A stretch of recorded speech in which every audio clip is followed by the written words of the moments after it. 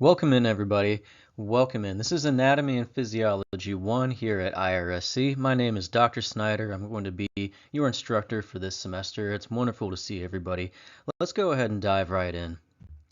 So, when it comes to anatomy and physiology and learning about health sciences, the important thing to note is that it's going to be very content heavy. It's not going to be like where we go in for a math class or a physics class and we learn a couple of formulas and we spend the rest of the day practicing those formulas. It's going to be very different than that. We're going to spend a lot of time talking about some very in-depth content. It's going to have a wide breadth of information. So what you're going to want to do as you go through this course is to create a plan, create a study schedule for yourself, something that's going to give you a good step up or a good way to stay ahead of the game.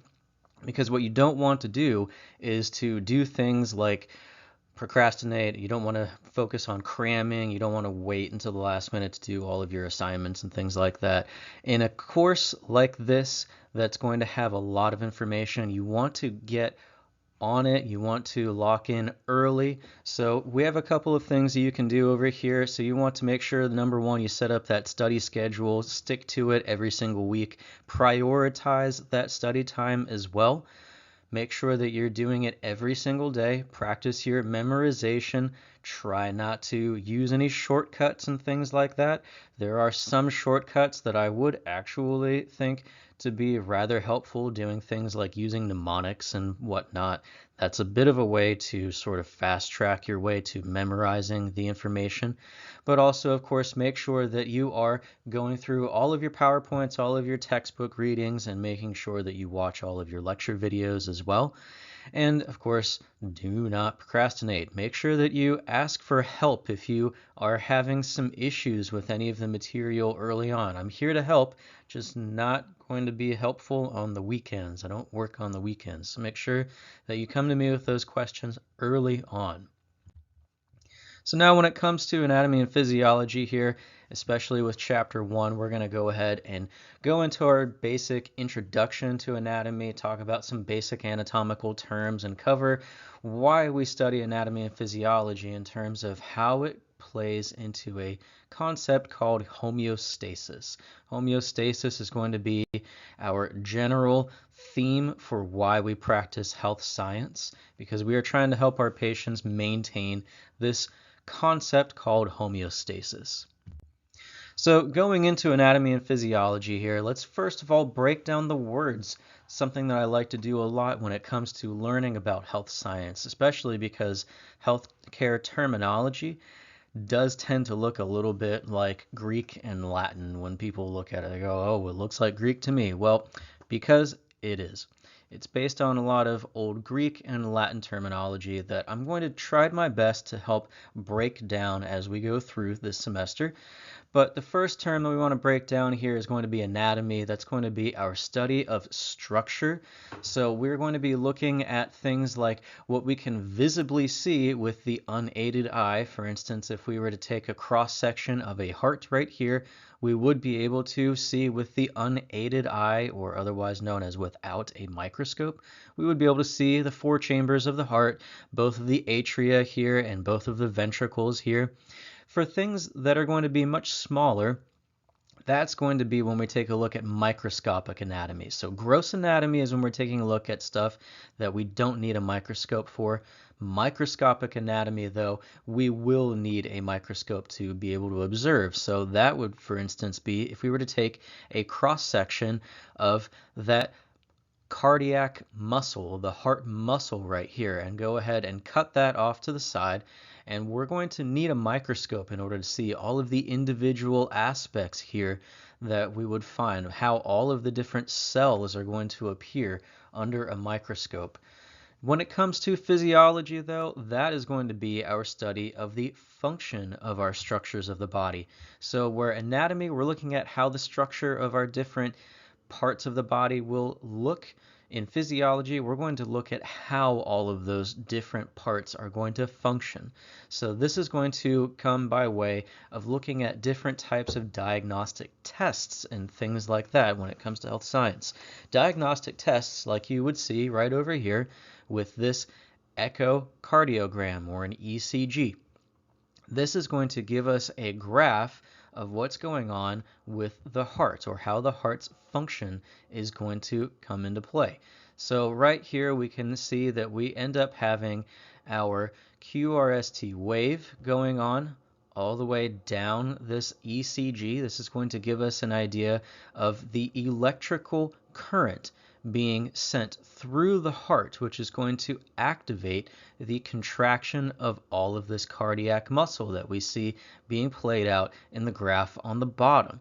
So we have this contraction of the cardiac muscle happening right in here, which is going to increase the pressure and then send our blood throughout the body.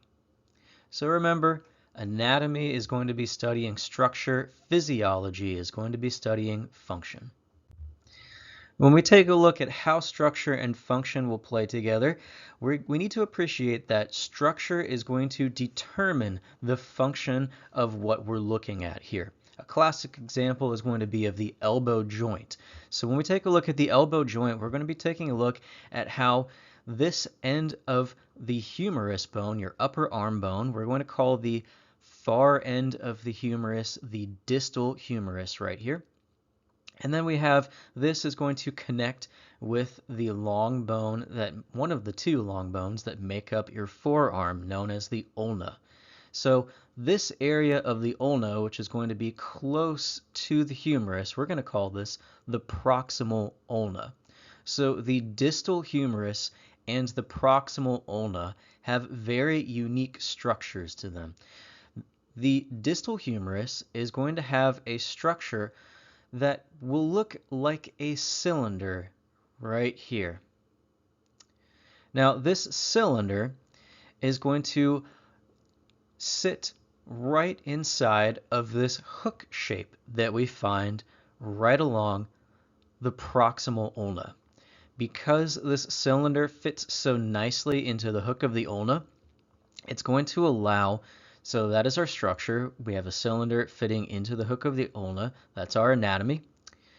So this structure is going to dictate that the function of the elbow is to rotate around that cylinder in a motion that we call flexion, which is where we bring the forearm closer to the shoulder, or extension, which is where we move the hand away from the shoulder in a downward motion.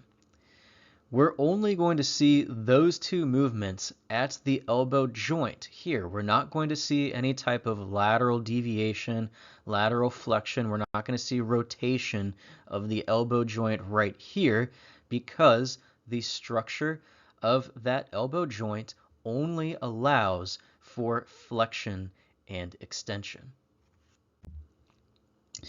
So before we get any further, let's go ahead and talk about a couple of review concepts from some high school biology. So when we take a look at health sciences, we need to appreciate that there are going to be some characteristics of life shared by all living things, and we're going to have four main processes of life shared by all living things. When it comes to the main characteristics of life that are shared by all living things, number one, they are going to be that they are all made up of cells. All living things are made up of cells. All living things also have complex organizational levels. So what I mean by this is that we're going to have levels of organization at both the microscopic level and the macroscopic level. All living things also respond to stimuli. For instance, when it comes to a painful stimulus like extreme heat, we have a response of pulling ourselves away from that painful heat stimulus. All living things also do carry out regulation, which is what we are going to call homeostasis. Homeostasis is going to be the type of internal environment that we are all striving to maintain and achieve. All living things also go through growth and development. They all go through a maturation process. All living things do also go through a reproductive process. All living things come from the reproductive nature of two cells, a sperm cell and an egg cell. And then all living things do also go through metabolism. metabolic processes such as we see right here, which is going to be called a catabolic chemical reaction, which is the official term for a reaction which breaks things down, such as when we break down our food to give us energy. When it comes to our four main processes of life, we have our respiration, digestion, circulation, and excretion. All living things carry out these four processes of life, whether they are at the organism level, our macroscopic gross anatomy, or whether they are at the microscopic level here, where we are talking about cells by cells. All of our cells go through these four main processes of life. They breathe, they digest food, they circulate products, and then they excrete wastes. When it comes to your studies as well, you want to not only just make sure that you memorize what parts or what characteristics of life are shared, but also what things are not shared. For instance, what do you not see on this chart right here? Something like movement through your environment would be a characteristic not shared by all living things. For instance, plants and fungi, they are living organisms, but plants and fungi, for the most part, don't move around their environment freely the way that humans do. Now, in regards to those levels of organization of the human body, each level is going to be quite specific here. You can see it. We're going to start as low as the chemical level and make our way on up to the organism level. So let's go ahead and talk about each one in depth here. Now, when it comes to the chemical level, this is going to be the very smallest level that we're going to find on that first slide, or that first picture that we saw on the last slide. The chemical level is going to be made up of atoms. So the atoms are going to be things that we think of like hydrogen, oxygen, carbon, also going to be nitrogen is going to be pretty prevalent in the human body. So all of these atoms are going to come together and make up molecules. We're thinking about things like water, for instance, two hydrogen atoms combined with one oxygen atom, going to make up that individual water molecule. That's going to be very important when it comes to healthcare sciences because the human body is mainly made up of water. When it comes to how all of those different types of molecules are going to be bound together, the main ones we're going to focus on for the purposes of this class are going to be through the types of bonds like covalent bonds, ionic bonds, and hydrogen bonds. Each of these are going to function very differently, and as a result, they're going to be used in different ways by the body, especially when it comes to things like hydrogen bonds. Now, the way that the molecule is shaped is going to be a big determining factor, of course, when we talked about how anatomy dictates function. The shape of that molecule is also going to be a big part of what dictates the actual function for how that molecule is going to be used in the body, such as in the example of things like enzymes. So enzymes are going to be types of molecules that we find very prevalent throughout the human body, used because they're going to help speed up chemical reactions or catalyze chemical reactions. Their main way that they do so is by lowering activation energy. It's going to be something that we will talk about later on in a future lecture. But when it comes to all of the different types of molecules that come together, so all of these smaller molecules, all of these water molecules, all of these other types of amino acids and things that come together, they're going to help create one of our four macromolecules that we're going to talk about for the purpose of this class. And those four macromolecules are going to be our carbohydrates, our proteins, our lipids, and our nucleic acids. Our carbs, proteins, and lipids are going to be our main three macromolecules that we think of for what we get through our diet. So our carbs, proteins, lipids, otherwise known as fats, those are going to be ones that we acquire through our diet. Nucleic acids are going to be much different because these are going to be the type of macromolecules that the body will actually synthesize through the use of digestion, through the use of energy. So we'll talk more in depth about that once we get to that chapter later on. Now, when it comes to the cellular level, this is going to be the level of organization for which we can find the smallest living unit. So each of our cells is going to be the smallest point in which we can find our four processes of life: our respiration, circulation, digestion, and excretion. All of those cells are going to carry out those four basic processes. Now, when it comes to the cellular level, one of the things that we really need to focus on is that they're going to be very small, but even though they're very small, they're going to work together in very specific ways. So all of our cells are going to contain various types of smaller components known as organelles, with the name organelle simply meaning tiny organ. So each of these organelles in the cell are going to function like we would think of our organs within our body. For instance, like when it comes to mitochondria. So mitochondria, everybody say it out loud at home, wherever you are. Mitochondria is the powerhouse of the cell, right? We all remember that. So when it comes to the mitochondria, it's going to be the powerhouse of the cell, or the organ that creates energy, by producing ATP, especially by producing ATP through breaking down glucose, known as a catabolic reaction.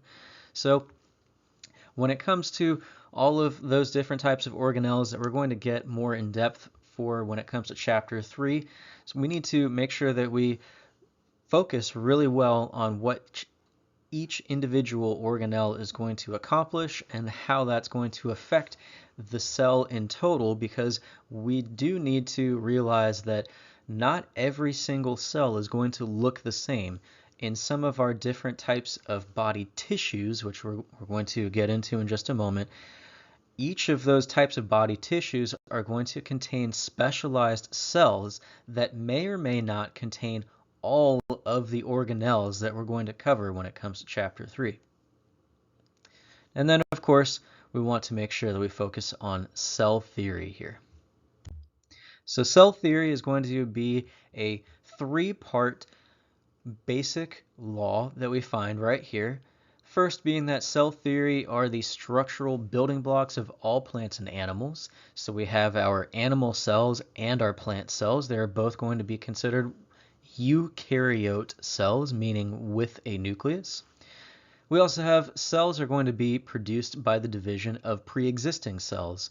So this is going to be a pretty important concept that was created when the scientific community disproved an idea called spontaneous generation. This idea that living things just kind of happened. They just came out of nowhere, were just kind of snapped into existence, right? Or snapped out of existence, right? If you're a Marvel fan.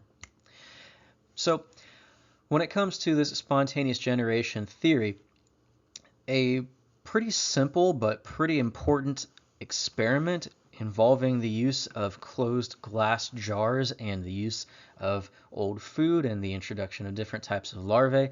This was how we were able to disprove the theory that living things don't just kind of happen. They have to be produced by the division of these pre-existing living cells. And then our final component is that cells are going to be the smallest structural unit that performs all of our four vital functions. Remember, respiration, circulation, digestion, and excretion.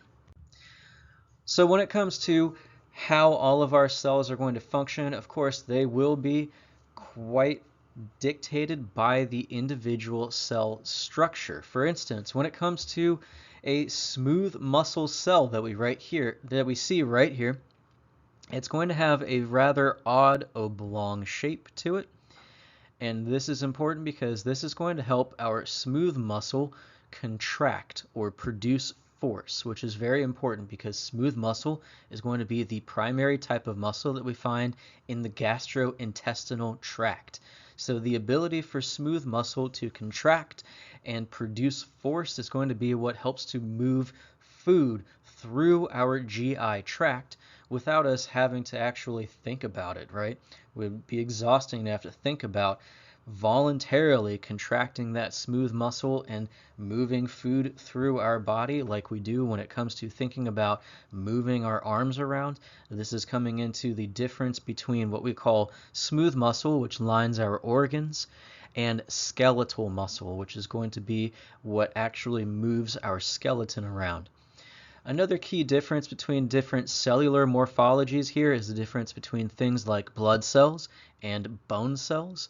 Blood cells that we see right here, especially red blood cells, known as erythrocytes. So the official term for a cell is going to be cyte, spelled C-Y-T-E. And when we have different types of medical terms, we're going to stick on the front, in the middle, or on the end different types of prefixes or suffixes to different words to help change the meaning right here. So the prefix erythro is going to be what we would use to denote a red color. So an erythrocyte literally just means red cell. So that's what we call our red blood cells, versus things like bone cells that we see right here. These are going to be what we call osteocytes, because osteo is going to be our prefix denoting bone tissue. So when we have osteocyte, we are talking about bone cells. So this is our different type of cell that's going to be involved in laying down a new bone cell matrix called osteoid. We'll talk about that more when we get to our skeletal unit.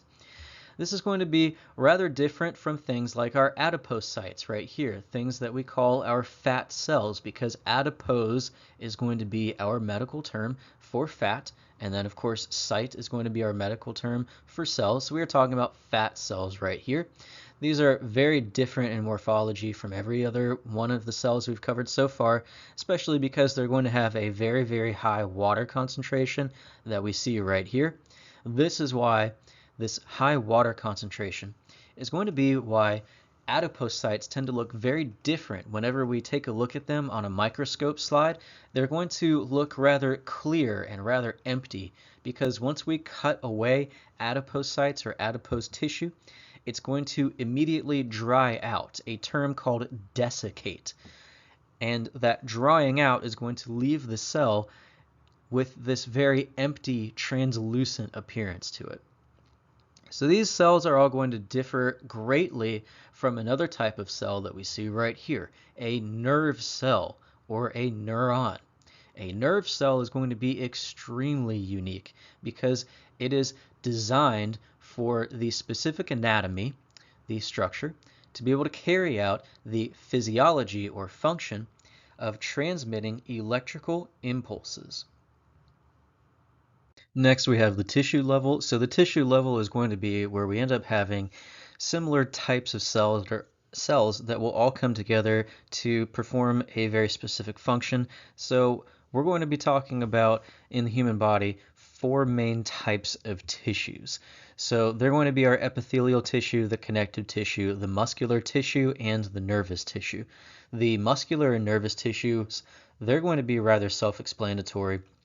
Of course, when it comes to muscle tissue, we're talking about both smooth and cardiac as well as skeletal muscle. When it comes to nervous tissue, we're talking about the tissue that's going to be found in the brain, the spinal cord, and through all of our nerves throughout our body.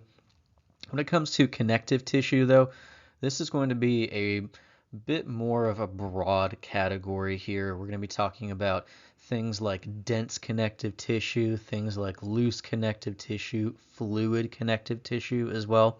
So this is going to be a rather large category here. And when it comes to our epithelial tissue, we're going to be talking about the different types of tissues that make up our organs, as well as our skin, which is known as the integumentary system. So that first type of tissue, the epithelial tissue, is of course going to be our most common type of tissue throughout the body. Makes a big amount of sense when you think about it, in that it's going to be what forms the barrier of our body. So it's going to be what forms our skin, the integumentary system. It's also going to form the barriers between all of our different organs and how all of those sit next to each other as well. So we're going to find epithelial tissue all throughout the digestive system, the respiratory system, reproductive system, as well as the genitourinary systems. And then we're going to find our epithelial tissue lining all of our internal body cavities. So when it comes to the chest cavity, we're going to talk about that as being the thoracic cavity, as well as our abdominal cavity, or the cavity that we find between our diaphragm and the pelvis, where we're going to find the large majority of our gastrointestinal tract as well. The primary thing to note about epithelial tissue is that it's going to be one of the types of tissues that produces what's called glandular secretions. When I talk about glandular secretions, we're talking about the secretions of different types of fluids and oils, as well as hormones as well. So epithelial tissue are going to be the types of tissues that make up a lot of our endocrine system. It's going to be what makes up the pancreas and secretes things like insulin. It's going to be what makes up the thyroid as well, and what's going to help secrete our T3 and T4 hormones there as well. When it comes to that connective tissue, again, we're talking about a really broad category of tissue when it comes to our connective tissue. So we end up having our different types of tissue, or connective tissues can include things like our dense connective tissue, stuff like bone, as well as our loose connective tissue, or things that's going to make up our different types of watery connective tissue like blood and lymphatic. Lymphatic fluid is also going to be considered our connective tissue. And when it comes to the microscopic structure of connective tissue, the main thing to note is that we're going to have a different arrangement based on the type of connective tissue that we're talking about, but each type is going to have a watery matrix called a ground substance that's going to be what fills the internal spaces between all of the different types of protein-based fibers that we're going to find lining each of our connective tissues. So when it comes to different types of protein-based fibers, we have a couple of variant types. We have our rather larger collagen fibers that we see going all the way across our picture right here. We also have our elastic fibers. These are going to be our thinner ones that go all the way across our screen here. And then we have our reticular fibers that we see right here that are going to form more of a web shape, because that is going to be what we use the term reticular to describe in anatomical terms, is our reticular web-shaped fibers that we see right here. But this ground substance, back to that, this is going to be the extracellular fluid that we find in our different types of connective tissue. And it's going to include when I say a liquid type of ground substance, I'm talking about a type of liquid that will have varying amounts of what's called viscosity. So viscosity is going to be the way that we describe how thick a liquid can be. A liquid with a very low viscosity is going to be rather easy to move around. For instance, if we were to pour it down the side of a table, it's going to flow rather quickly. So a very low viscosity fluid would be something like water. On the other side of the coin here, we're talking about viscosity. We also have liquids that have a very high level of viscosity to it, things that are very thick and will take a long time to drip down the side of a table, like honey, for instance, is going to be a type of high viscosity liquid. And when it comes to ground substance liquid, we're looking more at that high level of viscosity, more of like honey, more even possibly like a jelly kind of a substance in our connective tissue as well. When we move on to our muscular tissue, we have our three types of muscular tissue. We have our skeletal muscle tissue. This is going to be what attaches to our skeleton and moves us around. We have our cardiac muscle tissue. This is going to be, as the name implies, the type of muscle tissue that is going to make up the heart. We also have our smooth muscle tissue. This is going to be our type of muscle tissue that's going to line our organs, as well as especially the walls of our arteries are going to be lined with smooth muscle tissue. It's also going to be very heavily found in the gastrointestinal tract. So the main functions of our muscle tissue, of course, are going to be to provide movement, especially when it comes to moving the skeleton, as well as moving materials inside the body. So when it comes to moving food through the GI tract, as well as moving blood through the body as well. So our smooth muscle found in the walls of our arteries will dilate and contract based on our body's needs to help with assisting the shunting of blood flow to different areas of the body that needs it most in that specific point in time. But our muscle tissue is also going to provide a fair amount of soft tissue support, especially when we talk about the abdomen. It's going to help support and retain and provide a fair amount of protection for a lot of those organs found in the abdomen. It's also going to help regulate our body temperature or regulate some of that homeostasis. It's a big reason why if you're ever really cold, especially when you're a kid and you're freezing and your parents look at you and then go, well, just run in place, get your body moving to warm yourself up. It's because moving our muscle is going to exude heat. It's going to give off heat as a byproduct and allow us to increase our body temperature. When we take a look at the structure of our different types of muscular tissues, the main thing to note is that we have a different morphology for our skeletal muscle tissue.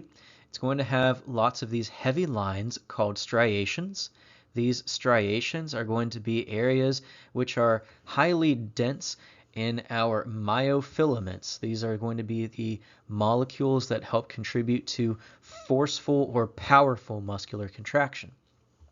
Our cardiac muscular tissue is going to also have these striations, but it's also going to have these zipper-shaped structures to them as well. These are going to be called the intercalated discs.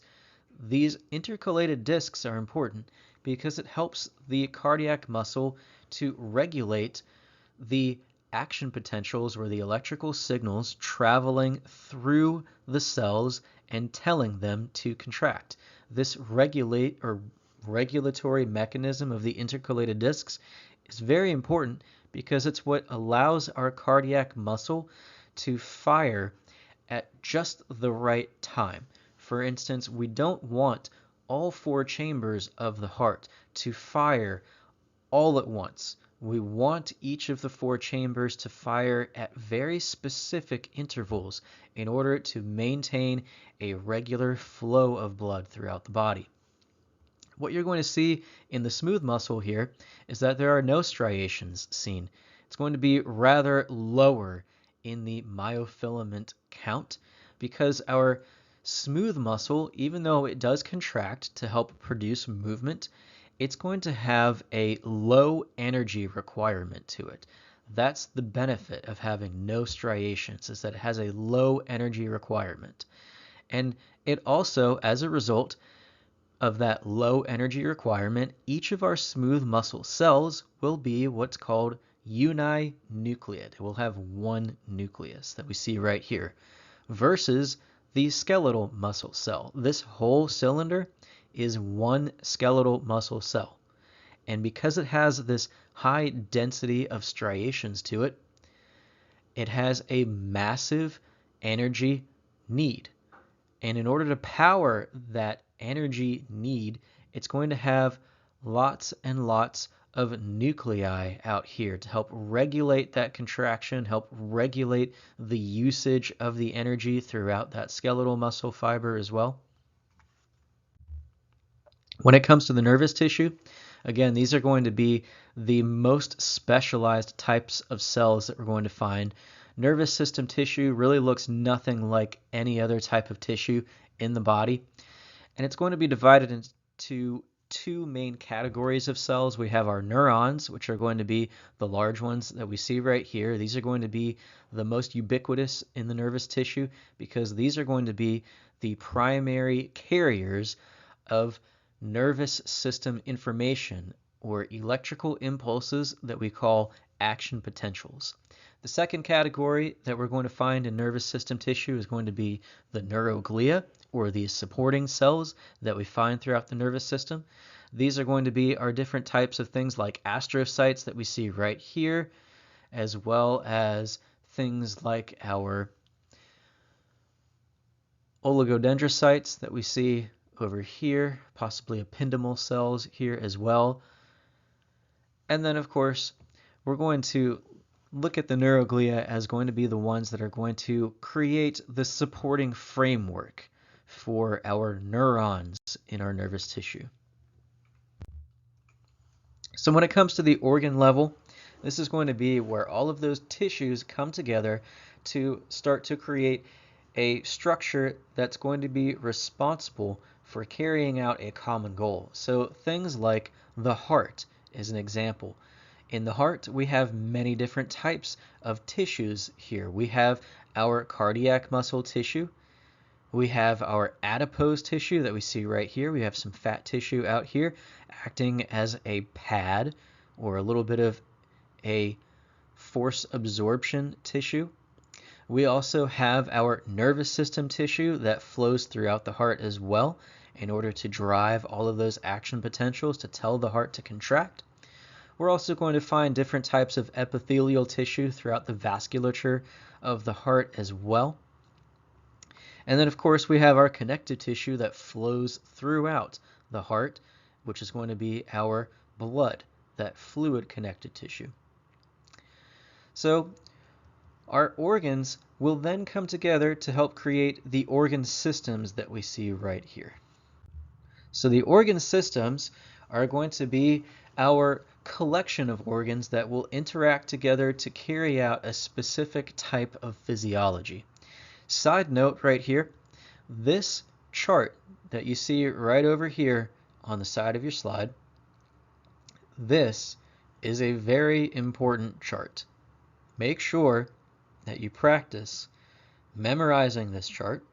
It will be very helpful when it comes to your first unit test, because this is going to give you the summary or the main rundown of what each of our organ systems is going to be responsible for here.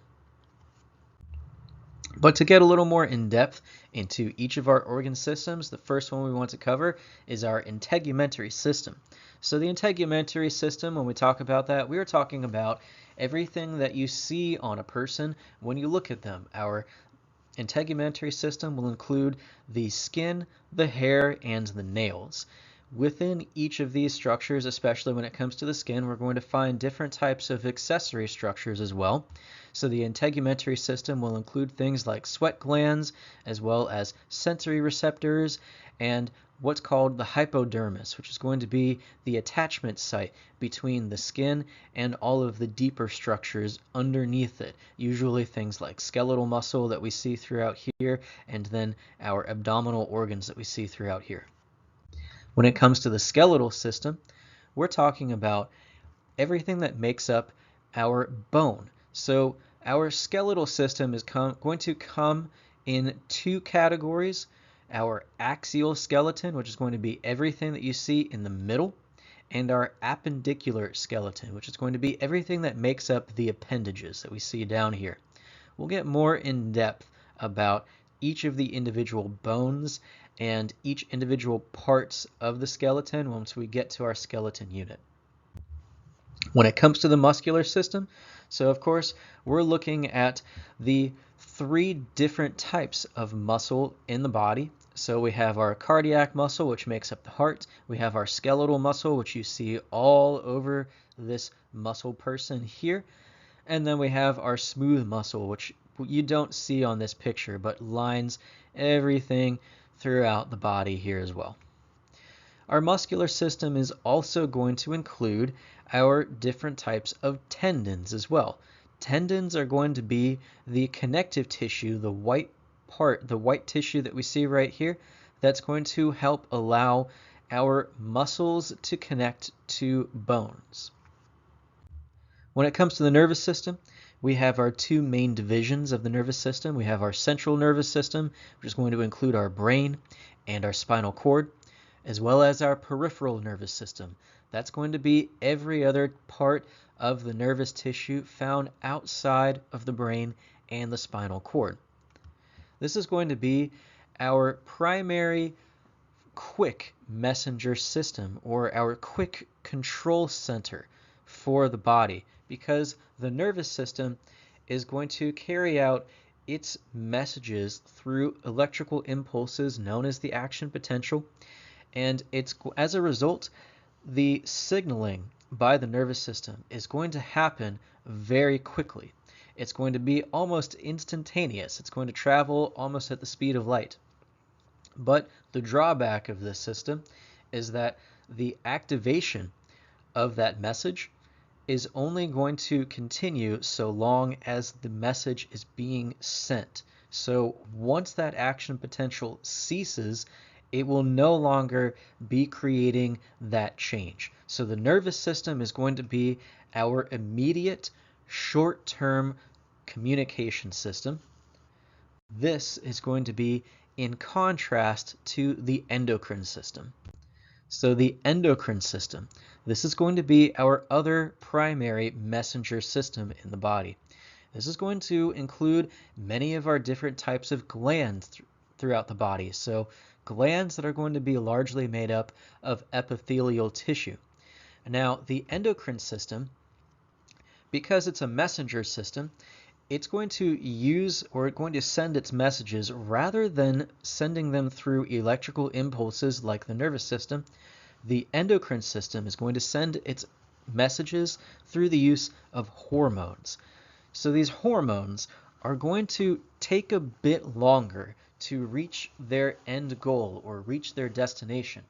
But once they do, they are going to elicit a long-term change because that hormone is going to exist for quite a while. So the endocrine system is going to be our delayed response but long-term change communication system. When it comes to the cardiovascular system, we are talking about the heart, our blood vessels, and our blood itself. So we have our primary system that's going to be responsible for sending oxygenated blood through our arteries out to the target tissue. And then we have our venous system, which is going to be responsible for reuptaking all of that deoxygenated blood and delivering it through the venous system up into the structure that we call the vena cava. So we have the inferior vena cava located right here, which is going to carry blood up into the heart, where it can then be pumped into the lungs, where it will then be reoxygenated and then returned to the heart so that it can then be pumped through the arterial system to return more oxygen to the rest of the body. When it comes to the lymphatic system, what you should note is that the lymphatic system, it looks like it overlaps quite closely with the cardiovascular system. And that is because it is going to be responsible for helping to filter out the bloodstream. It's going to be involved in filtering out different types of materials that shouldn't actually be in the bloodstream, like when it comes to things like an infection. So that's a big reason why whenever you tend to get sick and you go to see the doctor will actually start to feel your lymph nodes, especially the ones underneath your jaw, to check to see if there are any enlarged lymph nodes or any kind of painful ones there that might indicate a potential widespread infection. Other organs that we're going to find closely associated with the lymphatic system will include the spleen and the thymus. The thymus is going to be our primary organ that's going to be responsible for maintaining our class of lymphocytes called the T cells. So the T cells are going to be a really big driver in fighting off new infections, especially when it comes to, so this was a hot button topic when it came to the beginning of the COVID pandemic, was how are all of these patients who appear to be getting sicker than others, what is their T cell function like in comparison to everyone that is showing to be asymptomatic? When it comes to the respiratory system, we are talking about everything from the mouth to the sinuses to the back of your throat called the pharynx, all the way down to the larynx, then the trachea, and then, of course, to the lungs and the diaphragm. So the respiratory system is going to be our collection of organs, which will be responsible for what we know of as gas exchange that we see right here. Gas exchange is very important for the respiratory system. And the reason we call it gas exchange is because the respiratory system is not just getting oxygen into the body.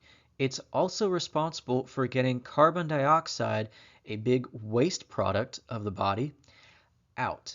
So that's why we see gas being exchanged over top of smaller structures within the lungs called the alveoli. So this exchange is going to involve oxygen going into the alveoli and then being placed into the bloodstream, whereas the bloodstream will then excrete carbon dioxide, which will then be sent over the surface of those alveoli, where the carbon dioxide will then be exhaled through the mouth or through the nose. When it comes to the digestive system, we are talking about everything from the oral cavity or the mouth all the way through the esophagus, through the stomach, through the liver and our small intestine, large intestine, all the way down to the rectum and our external anal sphincter.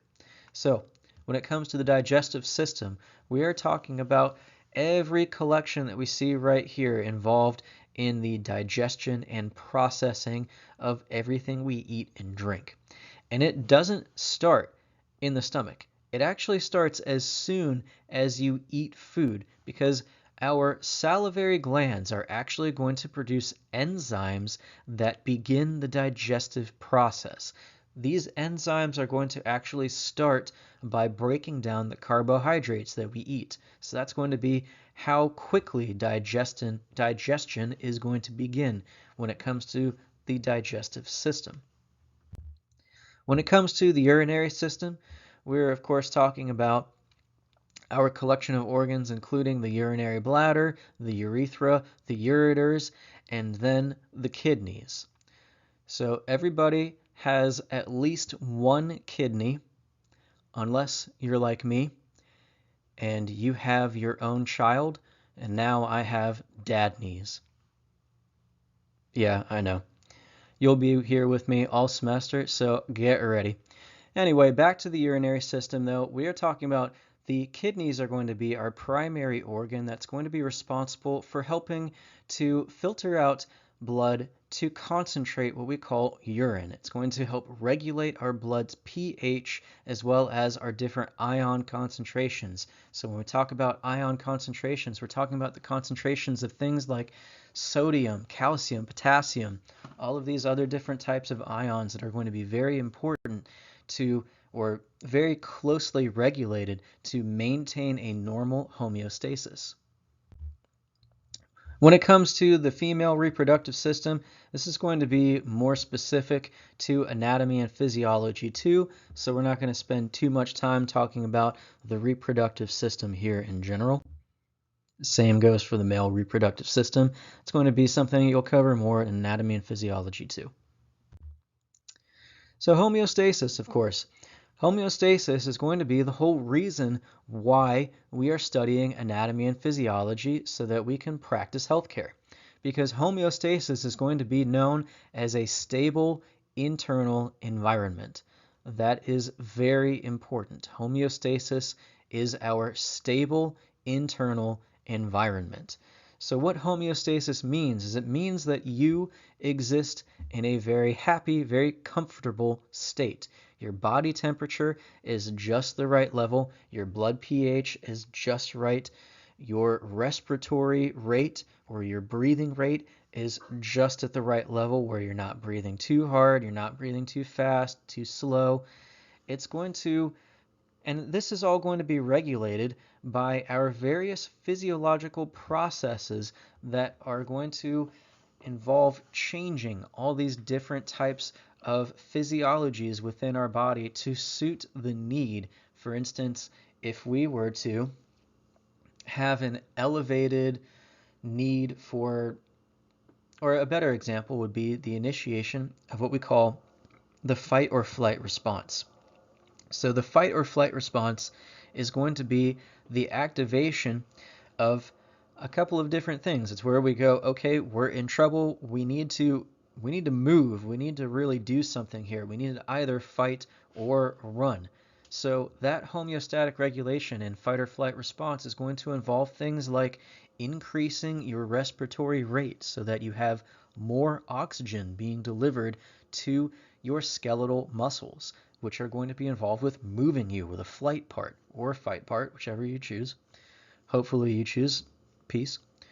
But going on back to homeostatic regulation here, when it comes to that fight or flight response, it can involve things like central vasoconstriction. And what I talk about central vasoconstriction, I am talking about, so we'll break down the words here. Central, we're talking about stuff located in the middle of your body. So we're talking about your thoracic cavity, we're talking about your abdominal cavity, and when it comes to a term like vasoconstriction, break the word down.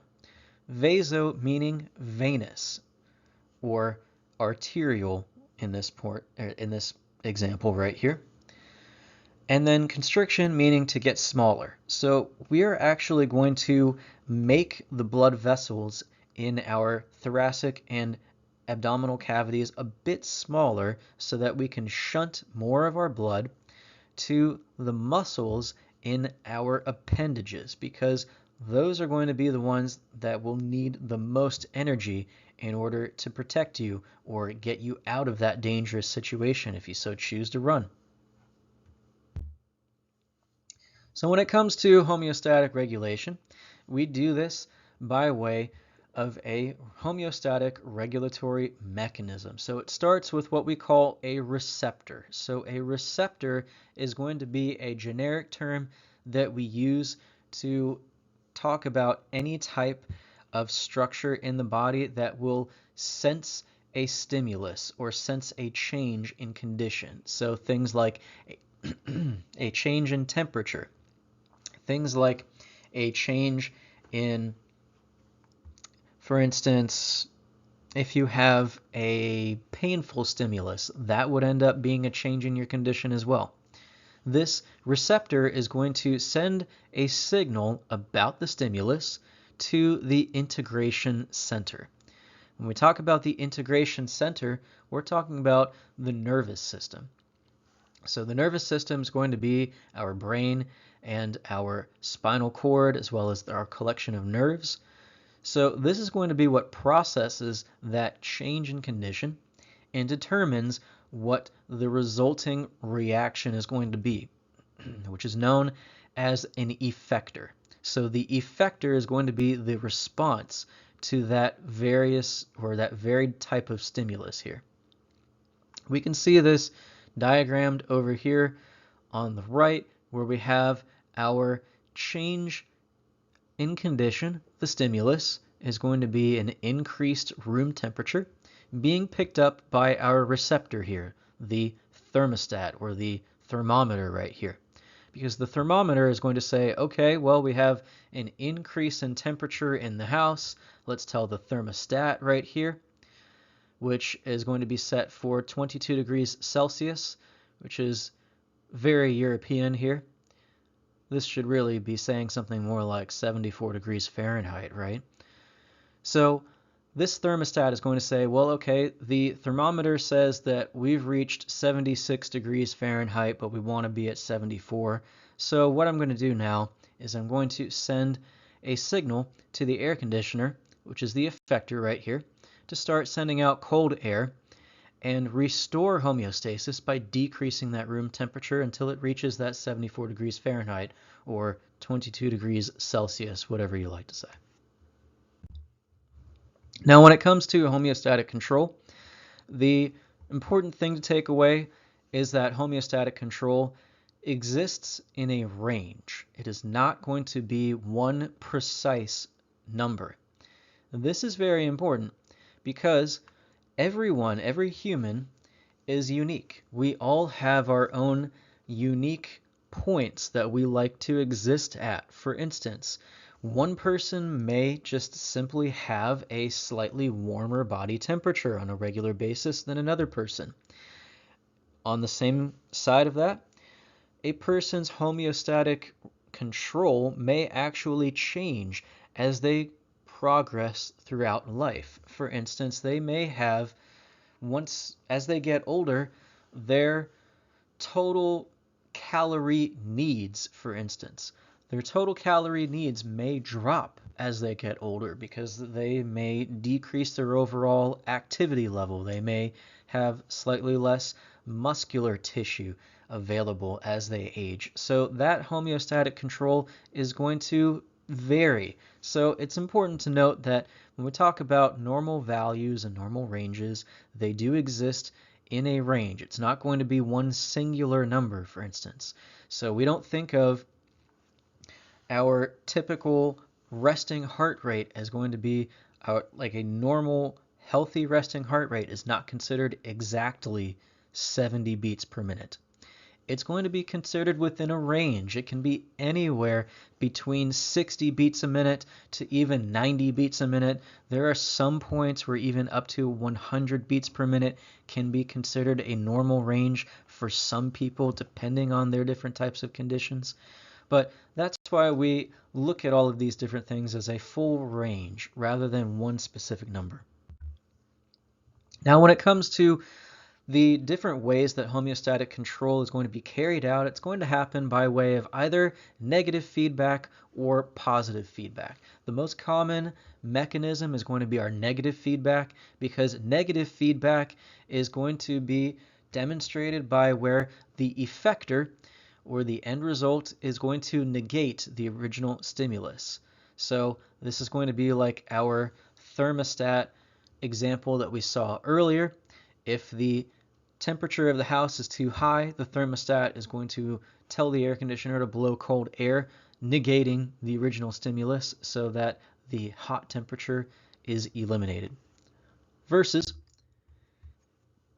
something like we would see right here. So this is going to be an example of our negative feedback that we see right here. So we have our stimulus where homeostasis has been disturbed, it's been changed. And what's going to happen is that our stimulus is going to be an increase in body temperature. So what happened is that the temperature receptors in the skin and brain are stimulated and tell the brain that we need to negate that original stimulus. We need to effect on it with negative feedback. And the body is going to do so by sending signals to the effectors of the sweat glands and the smooth muscle in the walls of our blood vessels. So what this does is it's going to tell the sweat glands to start secreting sweat so that the sweat will evaporate off of our skin, and that evaporative process is going to absorb heat from our body. That's the theory, at least. This doesn't work quite so well in Florida because it is so darn humid that as soon as you sweat, it just kind of stays there and you just end up being more damp, which is horrible. And then we have the changes in our blood vessels as well.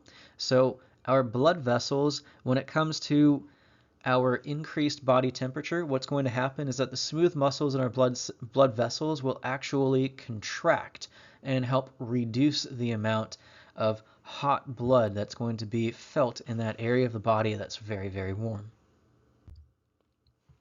Positive feedback is going to be less common, but also going to be very, very important. So positive feedback is going to be our homeostatic mechanism that is actually going to enhance the original stimulus.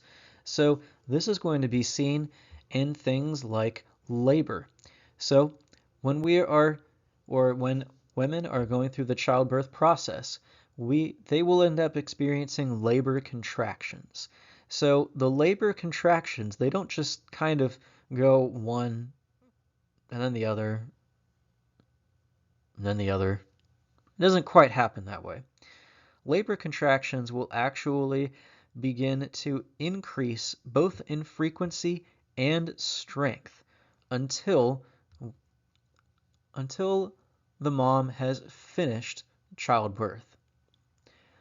When it comes to clotting, we're talking about blood clotting. This is a type of positive feedback in which a cut to a blood vessel is going to, of course, lead to the loss of blood.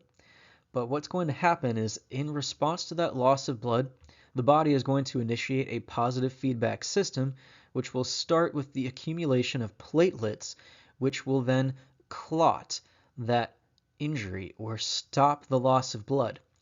But it doesn't just stop there. The positive feedback system is going to increase the collection of that collection of increase the collection of those platelets to that area of injury, which will then quicken the formation of that blood clot so that we have less of a risk of blood loss. We can see that whole process happening right here. We have a rather large gash that we would see right here. So this is going to be like when someone comes to the emergency room and you go, oh my gosh, what happened? And then you go, well, I told my friend, watch this, and the rest is history. Right now it's a video on TikTok. So this loss of blood that we see right here, this is going to kick off that positive feedback loop, which we have a chemical cascade is going to occur, which will then call all of these platelets to the area of injury, which will then start to form the blood clot, and then the clotting is going to accelerate in this positive feedback loop until we have reduced that risk of blood loss. All right, anatomical terms. So when it comes to anatomical terms, these are going to be very, very crucial to understand because anatomical terminology is how we can accurately and specifically point or denote to another person where in the body we are talking about. So we'll start with talking about anatomical position. So anatomical position is going to be the primary way in which we reference anatomical terminology, because anatomical position is going to be where our patients are going to be standing upright, as we see right here, with their palms facing forward, their feet together, and their toes pointing forward. So this anatomical position is going to give us our anterior, everything that you see on the front of our patient here, and our posterior, everything that you see on the back of our patient right here. Now, the other ways in which we can reference our patients are going to be when they are lying down.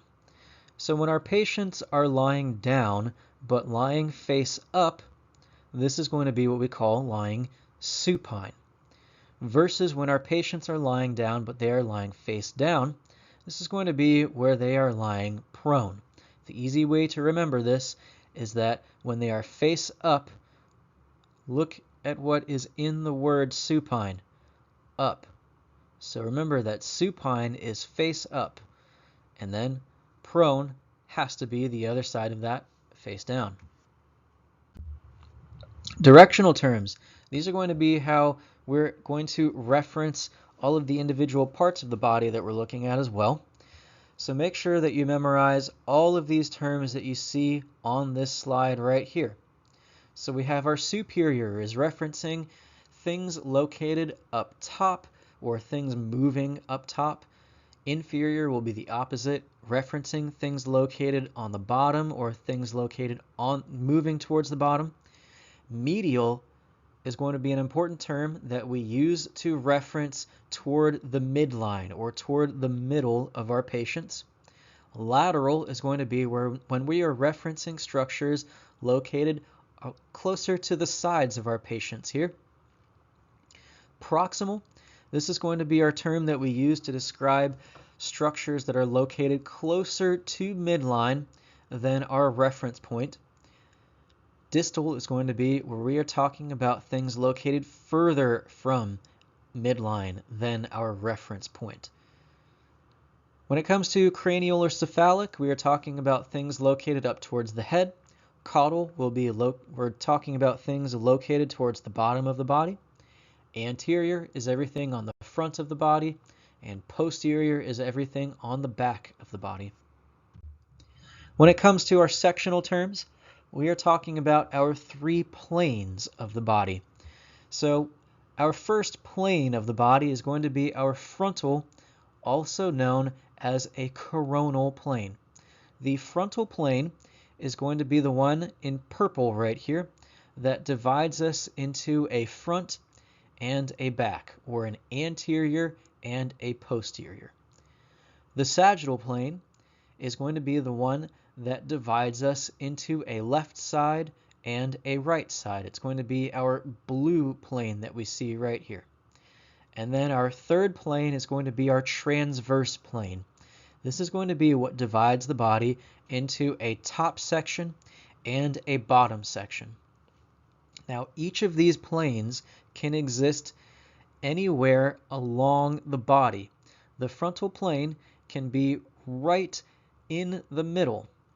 It can also be located slightly more towards the anterior side. When it comes to the sagittal plane, when it is located exactly in the middle of our patients, it is known as mid-sagittal. But if it is located just slightly over towards the right of our patient, it's still considered the sagittal plane. It's just no longer considered mid-sagittal.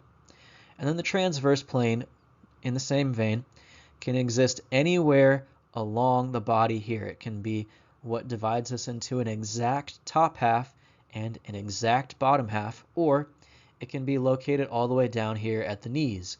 And then we have a top half above and then a bottom half below. All right, so a nice quiz question to take a look at here is, and this of course is going to be from your Pearson online My Lab. There's going to be a section on that called the study area. The study area I highly recommend visiting. It's going to be a really, really helpful area that's going to include things like already personally curated flashcards. If you like to use flashcards for studying, those are already made. You can find them in your study area. It will also include things like practice tests. There are practice pre-tests, practice post-tests. I highly recommend making use of those, especially because all of your test questions come from the textbook, which of course is where all of the questions from your study area are pulled from as well. So there's going to be quite a lot of overlap. But on to this question here. Looking at this, a surgical incision was made along the sternum to open the thoracic cavity for heart surgery. Along what anatomical plane was this incision created? If it was down along the sternum. Was it the coronal plane? Was it the frontal plane? Was it the transverse plane? Or was it the mid-sagittal plane? So first of all, let's take a look at some quiz or some test-taking tactics. First thing you want to look at here is the coronal plane and the frontal plane. So these two terms are synonymous. So if we're making a test here, are we going to include two terms that mean the same thing but place them as different answers? Not likely. Not likely. So we can safely rule these two answers out. Now, when we go back to the question, we say the incision was made along the sternum. So the sternum is going to be bone that is located on the anterior thoracic rib cage. It's going to be a bone that goes up and down that thoracic rib cage. And as a result, since it goes up and down the rib cage rather than across the rib cage, are we going to be looking at the transverse plane? Because this goes across the body. Probably not. Instead, we're looking for a bone that goes up and down the body, much like we would think of the sagittal plane. Okay, so the location of a section of that plane can alter the appearance of what you're looking at. So this is getting deeper into what I meant by each of those planes can exist anywhere along that structure. This is important to note, especially when it comes to radiology, things like CT, X-rays, and MRI scans, because those are going to be two-dimensional cuts of a three-dimensional structure. So this is going to give you a good idea about how the location of that plane or the location of that picture you're looking at can change what you see on the image. All right. So this is another time for you to go ahead and go into your PowerPoint and take an attempt to practice correctly labeling all of the body cavities. We'll go through this in lab as well. But this is going to be a great way to go about studying via what I call the cover-uncover method. So when you go through your textbook, you'll find the answers in your textbook. And this is going to be especially helpful for when it comes to our more identification heavy tests. So things like the bone unit and the muscular unit as well, because there are so many of each of them that you will need to identify.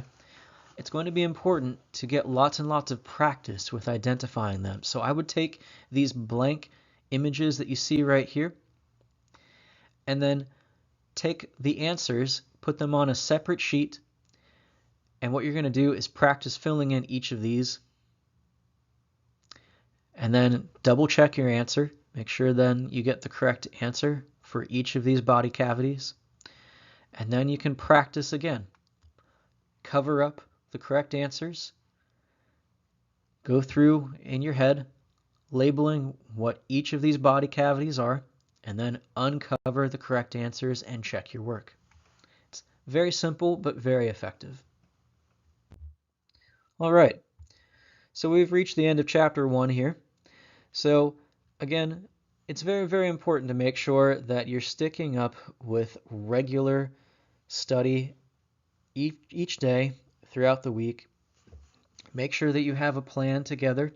If you aren't familiar with good study tactics or you haven't had to build a plan before, I would highly recommend going to Google and checking with some of the better known resources out there. I can't list them specifically because they're not quite associated with IRSC, but if you were to, for instance, go to something like YouTube and type in spaced repetition or active recall strategies, there are going to be some excellent people who are much more intelligent and better looking than me who are more than willing to explain these concepts and how you can utilize those different types of strategies for your study. I would also make use of the guided notes that are located throughout your Canvas course. Those are going to be very helpful to use in conjunction with your Pearson MyLab study area to help you out with studying for this course. Again, my name is Dr. Snyder. If you have any questions or concerns or need any help, feel free to reach out to me, and I look forward to seeing you again for Chapter 2.